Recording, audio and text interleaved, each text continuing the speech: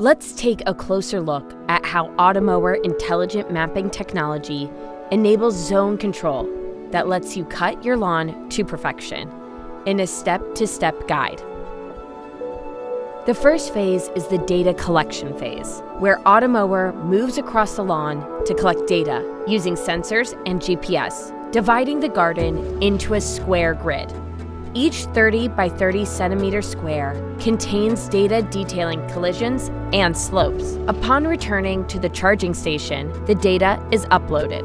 Once enough data has been received, Automower creates a virtual map of your garden, available through the Automower Connect app, showing the position of the mower, as well as the location of the boundary and guide wires.